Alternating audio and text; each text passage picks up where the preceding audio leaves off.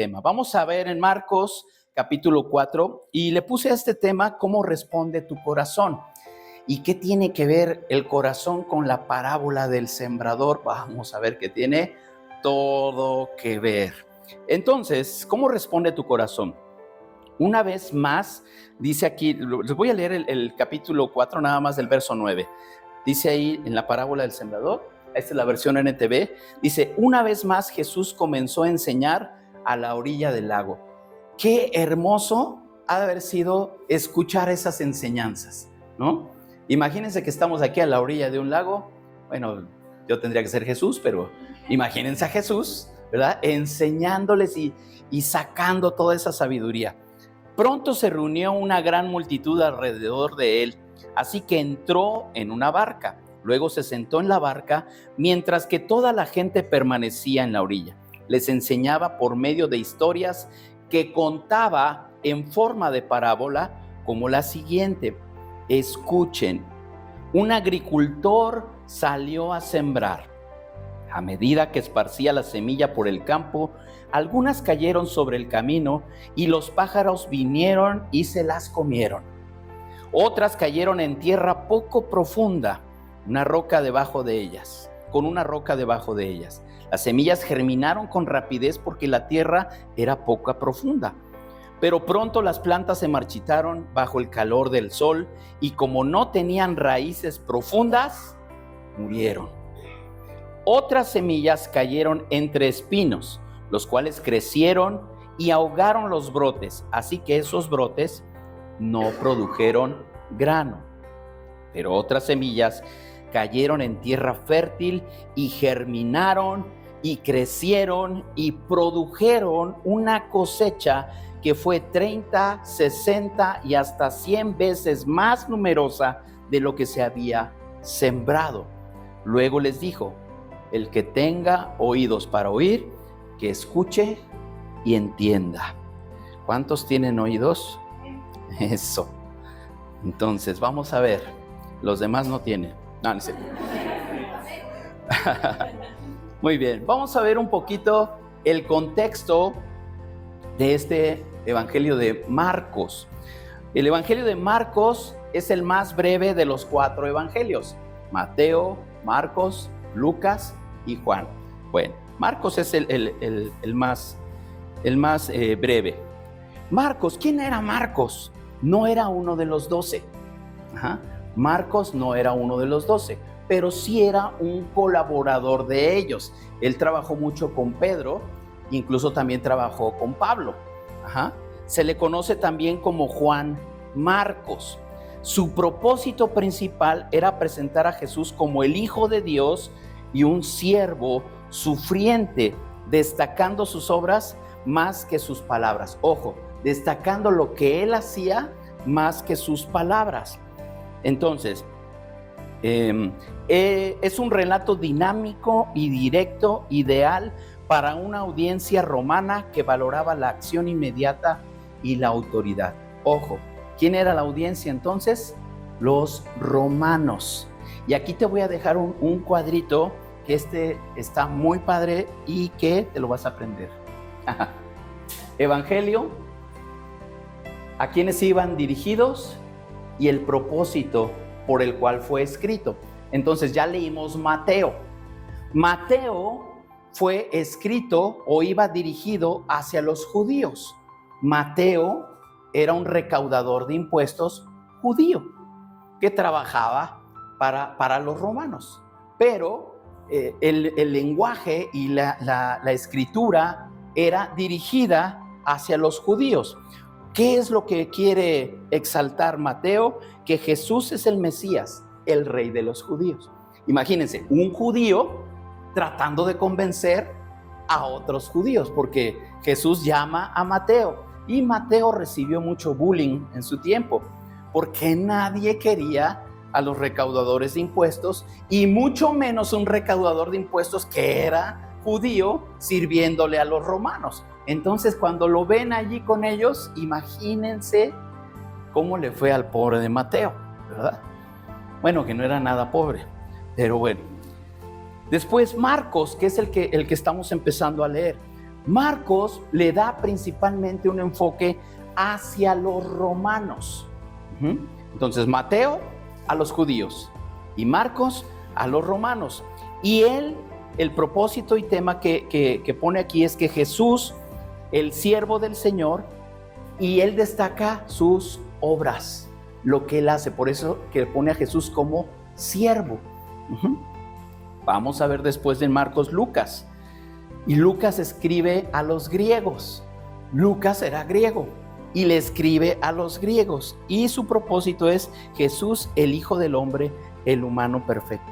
Estos tres evangelios, Mateo, Marcos y Lucas, se les conoce como evangelios sinópticos. Aunque son 4 evangelios, estos 3, Mateo, Marcos y Lucas, se les conoce como evangelios sinópticos, que significan vistos todo junto. Juan escribe de otra forma, y eso lo vamos a ver ya cuando lleguemos a él. Y de hecho lo escribe muchos años después que ellos. Estos escritos fueron más o menos ahí entre el 50, 60 después de Cristo. Y ya Juan se va casi hasta el 80, 79, por ahí así. Pero bueno, ya se los diré con más detalle. Nada más así a manera de breviario y que sepan lo que estamos leyendo. Entonces, Mateo, ¿a quién escribía? A los judíos. ¿Y Marcos? A los romanos. Ok, eso es lo que llevamos hasta ahorita. ¿Y cómo se les llama a estos 3 evangelios? Sinópticos. Perfecto. Esa ya palomita en la clase de hoy. Muy bien. Entonces, en Marcos 4, Jesús utiliza parábolas. ¿Qué es una parábola? Es una técnica pedagógica para enseñar verdades espirituales profundas de una manera simple pero provocativa. Y esto me encanta porque su servidor, yo me identifico mucho con esto.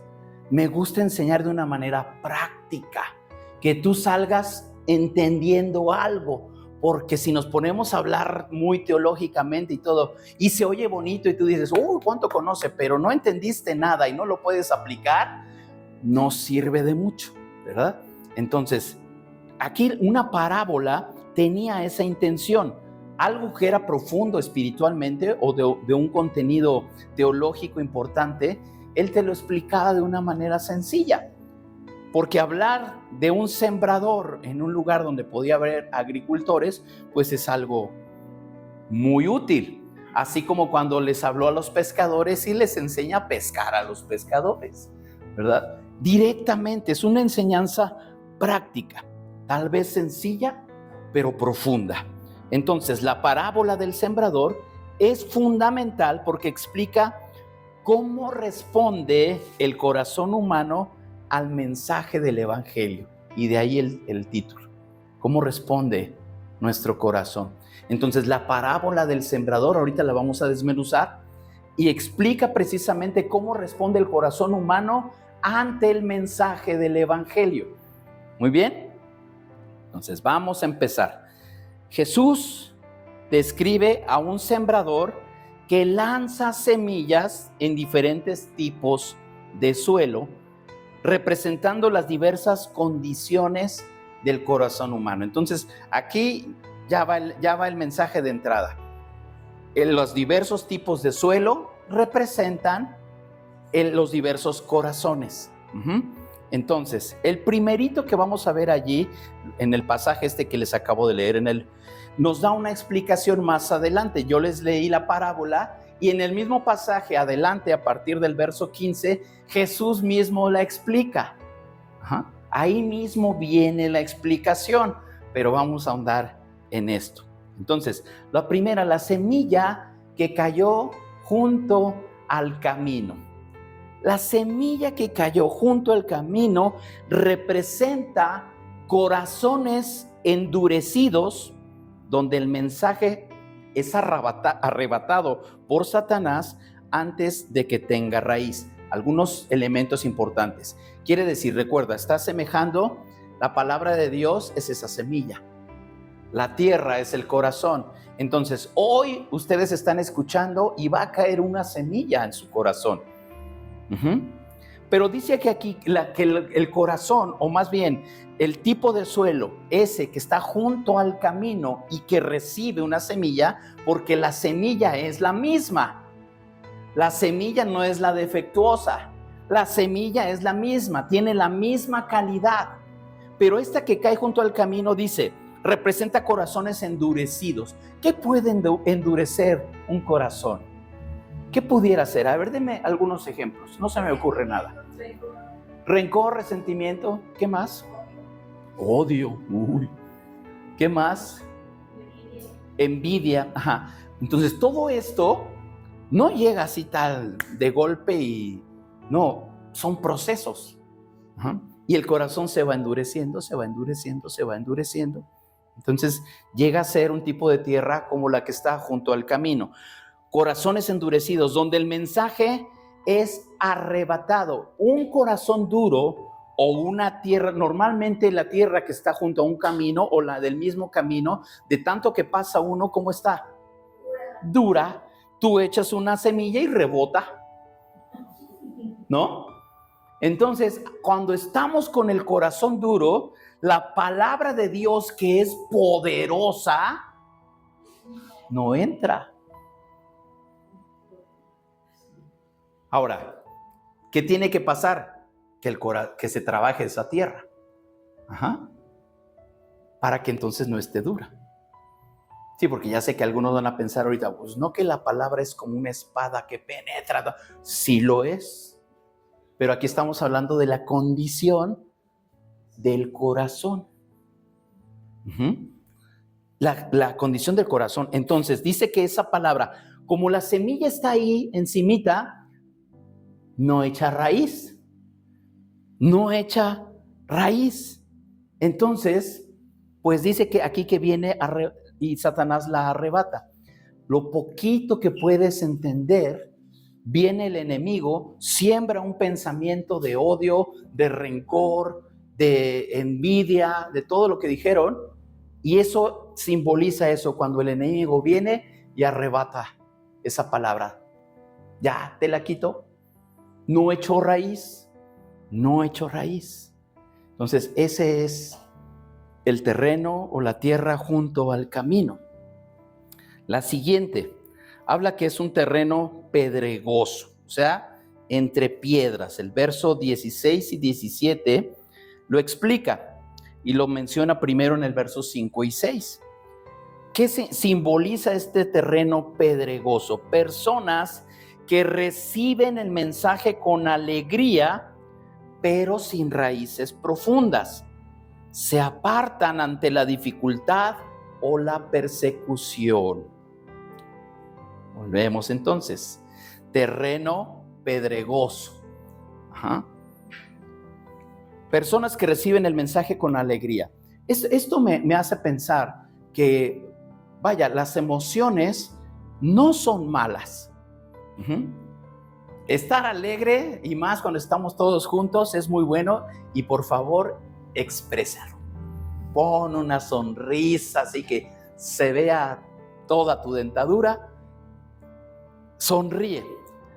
Pero dice aquí que hay personas que reciben el mensaje con alegría. Puede despertar una emoción porque el mensaje de Dios nos confronta y de repente, esto es nuevo y lo recibes con alegría, pero nada más te causó emoción y nada más. Ese es el problema, ¿verdad? De repente oímos algo muy bueno y escuché precisamente, ayer me encontré una persona y me decía, oye, es que yo escuché y fui a tal lado y me atrapó eso que yo escuché ahí. O sea, lo cautivó, ¿no? Entonces, puede haber así situaciones que te guste, que dijeron, esta parte de la escritura me gusta, la música, el ambiente, pero nada más. Tiene que generar algo en nosotros. Dice, lo reciben con alegría, pero sin raíces profundas. Se apartan ante la dificultad. Cuando hay pasajes que de repente dicen ahí, y que a causa de mí seréis perseguidos y todo, digo, no, mejor no le entro. Estaba mejor como estaba antes, ¿no? Por lo menos no lo sabía. Muchos tienen esa actitud. Ante la angustia, ante problemas, oye, pues es que pues yo voy a la iglesia, pero sigo teniendo problemas en mi trabajo, la situación, la crisis, las deudas. Espérame, ¿te las causó Dios? No, hay situaciones que ya venimos arrastrando, ¿verdad? Lo que pasa es que Dios promete estar contigo todos los días y ya no lo vas a enfrentar solo. Esa es la gran diferencia. Que con Cristo soy más que vencedor. Con Cristo somos más que vencedores. Y esa es una diferencia enorme. Jesús no prometió quitarnos del mundo. Si yo voy a estar ahí con ellos, nada más Dios te pido, guárdalos del mal. Pero yo voy a estar. Yo voy a estar. Entonces, ¿pero qué sucede en ese terreno pedregoso? Viene tantito, una pequeña sacudida y no, ya no juego. La dificultad o la persecución, gracias a Dios, y dale gracias a Dios que vivimos en un lugar donde realmente no hay persecución como en otros lugares, donde el simple hecho de decir que eres cristiano te puede costar la vida. Vi un video, creo que era en la frontera de Corea, donde mandaban en globos, mandaban Biblias, y el globo ya se ponchaba en algún lado y caían las Biblias y les ponían un GPS para que las pudieran encontrar. Pero obvio que eso no está permitido, ¿no? Entonces, hay de aquel que sea sorprendido. ¿Qué podría ser una persecución aquí? El que te digan, oh, tú eres de esos aleluyas o cristianitos que se reúnen los domingos. Ay, sí, ¿cómo no? A ver quién te crea, que te compre. ¿Cómo es? Y esas burlas, esas críticas, puede ser un tipo de persecución. Pero hay personas que no soportan eso y prefieren decir, no, yo no. Voy porque me invitan, pero no, yo no soy de esos. Ajá, ¿eres cristiano de veras? O sea que hay unos de mentis, de mentiritas, ¿no? Pero eso puede ser una persecución y algunos no están dispuestos a enfrentarlo. Es decir, sí soy un hijo de Dios. Pensamientos, las ideologías. Ahorita lo que está muy... Que no pienses lo mismo que toda la bola, cuidado, esa es persecución. Que tú no sepas defender lo que la palabra de Dios dice. La palabra de Dios dice esto. Y eso es lo más importante. Más bien es una frase que dice, bueno, más o menos, siempre la cambio, pero más o menos es así. Que no porque lo incorrecto va a ser incorrecto, aunque todos lo hagan. Y lo correcto no dejará de ser correcto, va a ser correcto aunque casi nadie lo haga. Entonces, hay muchas personas que no están de acuerdo con la palabra de Dios, pero eso no significa que la palabra de Dios esté equivocada. Entonces, ojo con eso. Pero bueno, estamos hablando de un terreno pedregoso. Hay otro tipo de terreno, entre espinos. Lo explica Jesús en el verso 18 y 19. Corazones ahogados por las preocupaciones y aguas, porque yo creo que aquí, en este tipo de terreno, entre espinas, se puede caer mucho. Corazones ahogados por las preocupaciones, el engaño de las riquezas, los placeres de la vida que impiden que el evangelio produzca fruto. Distracciones. Dios tiene un propósito para tu vida. ¿Lo crees? Ok. En ese propósito, Dios tiene ahí un lugar especial. Y aquí está el propósito de Luis, de Jenny, de Grecia, de cada uno de los que estamos aquí. Y depende de nosotros, en esa comunión e intimidad con Dios, el poder confirmarlo. Señor, yo nací para esto. y Dios te respalda. Pero cuando tú quieres cumplir sueños, metas y todo eso fuera del plan de Dios, normalmente te aleja de Él. Y tú piensas estar consiguiendo algo, pero lo que estás haciendo es alejarte de su plan. Entonces, por eso digo que muchos podemos caer en esto, en un terreno entre espinos, ahogados por las preocupaciones. ¿Quién no tiene preocupaciones? Todos nos preocupa algo, en mayor o en menor grado, pero todos tenemos preocupaciones. El punto está que esas preocupaciones no te gobiernen. Porque cuando te gobiernan, entonces ya no hay espacio en tu mente para nada más, ni para la ayuda de Dios. Necesitamos entonces conectarnos con Él. Corazones ahogados por las preocupaciones, engaño de las riquezas. Y lo he dicho en otras ocasiones, las riquezas no son malas, pero si es tu afán y es tu única motivación en la vida, pues aguas, ¿dónde dejas a Dios? Es que Dios, tú sabes que tengo que trabajar. Sí, lo sabe, pero Él es tu proveedor. Él es tu proveedor. Dale a Él ese lugar en tu vida y Él se encargará. Si tú le das ese lugar y lo crees, Señor, yo sé que necesito este recurso, pero te voy a honrar, no voy a faltar, voy a leer tu palabra, no voy a dejar de orar. Entonces le estás dando a Dios ese lugar. Pero sí, Señor, tú sabes que necesito, entonces dejas de ir, dejas de orar, dejas de leer porque tienes que atender tus compromisos, tus obligaciones, y entonces te olvidas de Él. Entre espinos, las riquezas, los placeres de la vida. Los placeres de la vida. ¿Qué te da placer? Algunos viajar, a otros comer. Sí, yo creo que son los más importantes, ¿verdad? El café, sí. Sí, no se balconeen, nada más ustedes digan lo que se les ocurra. Placeres de la vida. Hay muchas cosas que hacemos por placer. Pero esos placeres, Dios nos permite disfrutarlos. La vida en Cristo te permite, no dice que yo he venido para darles vida y una vida en abundancia, pero nuestra mente finita y limitada piensa que la abundancia no tiene que ver con Dios. Yo tengo que esforzarme, yo tengo que ganar mucho dinero, yo tengo que viajar mucho y tengo que ser famoso. No, la abundancia que Dios te da es una vida plena. Plena. No te haría falta nada. Ahora, Dios aún así nos consiente. Porque Él sabe que te encantan los viajes, Él sabe que te encanta la música o que te encanta, son placeres.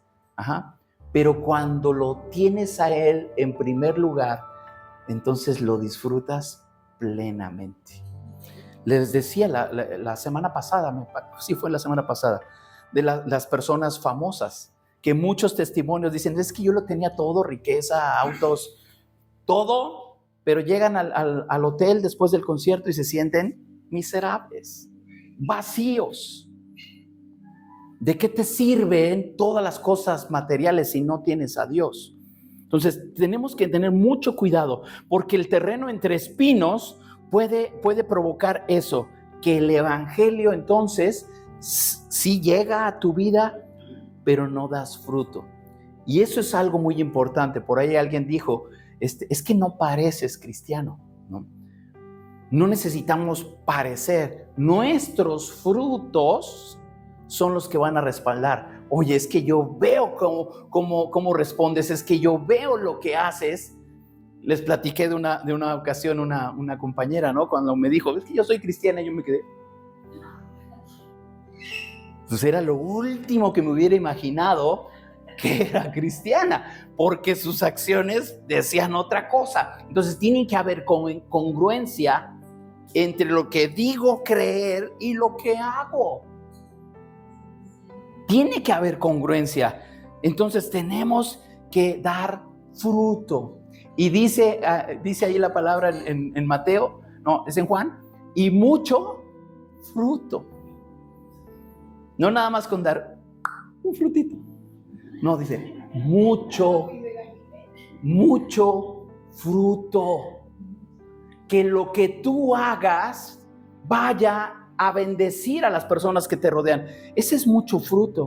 Que cuando estés con alguien, le compartas de la palabra. Es que apenas estoy aprendiendo, tú comparte. Y eso va a provocar que se dé fruto. Aprovechando que está aquí, ¿me permites platicar cómo se conocieron? Bueno, les dije que a Silvia la conocemos desde hace mucho. Silvia pasó por un momento muy triste en su vida. Y ella se sentaba ahí en un parque a esperar. Tenía tan poco recurso que no podía ir a su casa y regresar por sus hijos a la escuela. Entonces, mientras sus hijos estaban en la escuela, ella se quedaba a esperarlos. Eso ya es triste, no se vayan a poner a llorar, ¿eh? Y un día mi suegra la ve por la ventana y se acerca a ella y le invita a pasar a su casa. No le dijo otra cosa, pero desde ahí surgió esa amistad, ¿verdad? La familia de Silvia ya era cristianos, pero a partir de ese momento esa amistad le impactó, ¿verdad? No recuerdo si ahí usted todavía no iba a la iglesia. Ya iba. Y mi suegra tenía muy poquito de haber recibido a Cristo. Créanme, no hizo falta que sacara la Biblia. Esa acción que tuvo con ella, hasta la fecha, Silvia dice, nunca se me va a olvidar eso que usted hizo por mí. Sin conocerme, me abrió su casa. Y mira, ahora hasta duerme en la casa y todo, le invitamos, viene, pasea. Silvia tiene un testimonio, bueno, su hija Marianita, estuvimos orando, por eso es que también ella ora con nosotros en la cita con Dios. Dios la sanó de un cáncer en el seno y ella ha aparecido en espectaculares en la Ciudad de México en las campañas que hacen contra el cáncer. Es un testimonio muy, muy grande. ¿Qué quiero decir con esto?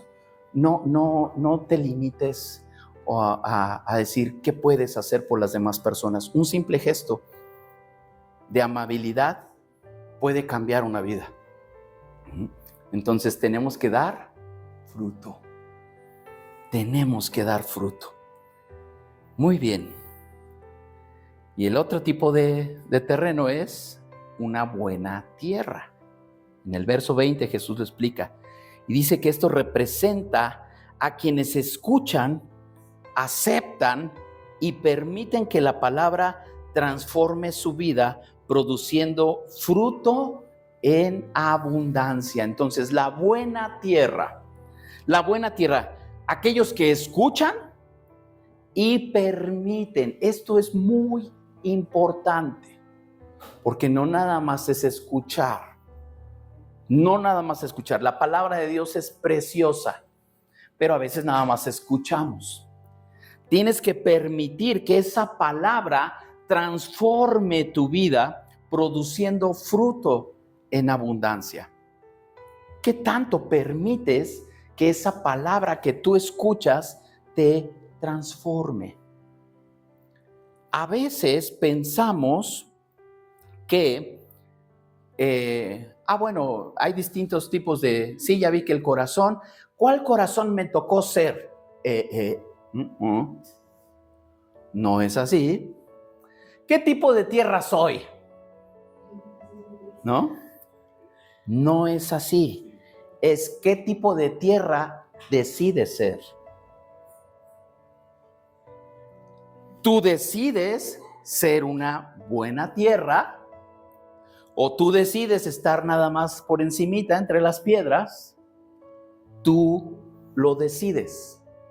Dice aquí que la buena tierra es aquellos que escuchan, aceptan y permiten. El permitir es dar acceso. Señor, haz lo que tengas que hacer con mi vida. Por favor, cámbiame. Eso es permitir. Señor, yo sí voy a la iglesia, pero yo hago lo que yo quiera. Eso no es permitir. Entonces no das fruto. No das fruto. Y el objetivo de ser un hijo de Dios es dar, no nada más un frutito, mucho fruto. Entonces, aquel que permite que la palabra transforme su vida, produciendo fruto en abundancia. Y eso se decide. Tú decides qué tipo de tierra eres. ¿Qué tenemos que hacer entonces? Autoevaluación del corazón. Hay que ver cómo está la tierra entonces, ¿no? Porque la llegamos a encontrar en ciertas condiciones. Cuando un terreno está abandonado, primero hay que prepararlo, hay que limpiarlo. ¿Qué tipo de suelo entonces es tu corazón hoy, en este momento? Hace un rato les dije que uno decide, pero hay una condición hoy, así como estás. Ya está germinando algo, ya estás entendiendo, ya está echando raíces la palabra, entonces vas a dar fruto. Pero hoy, ¿cómo estás? ¿Estás permitiendo que el evangelio eche esas raíces profundas o estás distraído por las preocupaciones del mundo? O sea, andas en otro lugar. En tu mente, tú estás, iba a decir papaloteando, pero ya lo dije, en otras cosas. ¿Sí? Tu mente está en otras cosas, menos en lo que Dios quiere para ti. Yo te pregunto, ¿qué será más importante, tus planes o el plan que Dios tiene para ti? Definitivo. A veces pensamos que nuestros planes son mejores y ahí andamos arrastrando a Dios de que bendice. ¿Por qué no me bendice, Señor? Mira que está buenísimo esto que estoy haciendo, pero no es lo que Dios tiene para ti. Entonces estamos forzando y queremos ahí que Dios a fuerzas haga algo. Podemos estar distraídos en todo lo que el mundo nos tiene y nos ahogan todas esas cosas. Nos distraen. Autoevaluar el corazón. Persistencia en el sembrar. Algo maravilloso es que en esta parábola Dios es el que siembra. Él es el sembrador. La semilla es su palabra y nosotros ese terreno donde cae la semilla. Pero así como también Dios nos hace copartícipes por ejemplo, en el engendrar familia, ¿verdad? Somos padres y Dios es el que genera y da vida. También nosotros podemos sembrar. Cuando nosotros compartimos de su palabra, estamos sembrando. En un gesto de amabilidad se siembra y se cosecha. Entonces, si eres un sembrador, puede ser que Dios te ha llamado, tal vez puede ser predicador o evangelista o maestro o simplemente un líder en alguna área que Dios te vaya a necesitar. Recuerda que tu tarea es sembrar fielmente sin desanimarte por los resultados inmediatos. Y eso me encanta decirlo porque nos pasa, ¿verdad? Pues ya lo invité, pero no quiere, ¿no? Nos pasa, ¿no? No te canses de sembrar. No te canses de sembrar, porque el crecimiento lo da Dios. El crecimiento es obra de Dios. Entonces, no te canses. Si Dios ha puesto en tu corazón compartirle a alguien, insiste, sigue. Y mientras aquí estás insistiendo, ya le estás compartiendo a otra persona, ¿verdad? Tú insistes, siembra, que la cosecha la va a dar Dios. Él es el que va a dar el crecimiento. Y lo otro es un cuidado continuo. Aún los corazones que fueron buena tierra, ojo, porque si tú dices, sí, qué buena tierra soy, ¿no? Dice, aún esos corazones que fueron buena tierra pueden enfrentar espinos si no se cuidan. Mantén una vida de oración, de estudio de la palabra y comunidad entre el cuerpo para mantener ese corazón receptivo siempre a la voz y al mensaje de Dios. Entonces, si hoy eres buena tierra, felicidades, pero no te descuides porque pueden salir espinos. No te descuides, es nuestra responsabilidad. Así como decidimos estar cerca de Dios, si nos descuidamos y volteamos a otro lado y lo dejamos de ver a Él, entonces pueden salir espinos y ahogar esa palabra, ahogar ese propósito que Dios tiene para tu vida. No lo permitas. Tú tienes que mantener una vida en oración, en estudio de la palabra y en la comunión entre nosotros. Entre los que estamos aquí, en los que confesamos la misma fe, nos edificamos unos a otros. Qué hermoso es estar juntos. Qué hermoso es que entre nosotros podamos contar con alguien y decir, oye, ¿te puedo hablar en la semana? Sí, vamos. Y ya y se desahogan y oran unos por otros. Esas son amistades que valen la pena. Eso vale la pena. Tenemos que esforzarnos. Oración, palabra y comunidad para mantener un corazón receptivo. Tenemos que esforzarnos en que nuestro corazón siempre esté atento a lo que Dios tiene para nosotros. Muy bien. Cuando Jesús concluye esta parábola diciendo, el que tenga oídos para oír, que escuche y entienda. Hasta ahorita aquí veo, todos tienen oídos. Creo, ¿verdad? Algunos más que otros. Algunos traen tapados. Pero dice, el que tenga oídos, oiga. Tenemos que prestar atención. Dios nos hizo para eso, para poner atención a lo que Él tiene. Que escuche y entienda. La semilla, hoy, la semilla de la palabra de Dios está siendo sembrada en tu corazón de muchas maneras. Pero hoy está siendo sembrada en tu corazón. La pregunta, ojo con esto, la pregunta no es si Dios está hablando. La pregunta es, ¿lo estás escuchando? Dios habla. Su palabra se expresa, se predica. Él está hablando, pero ¿tú lo escuchas? ¿Estás poniendo atención a lo que Dios tiene para tu vida? No permitas que el ruido del mundo o la dureza del corazón te roben la oportunidad de dar un fruto eterno. No lo permitas. Es esa decisión. Aférrate a lo que Dios tiene para ti. Que el mundo no te distraiga, que el mundo no te absorba. Aférrate a Él. No permitas que el ruido, que las distracciones, que la dureza del corazón te roben esa oportunidad de dar un fruto eterno. Hoy es el día para preparar el suelo de este corazón, de tu corazón. Hoy es ese día.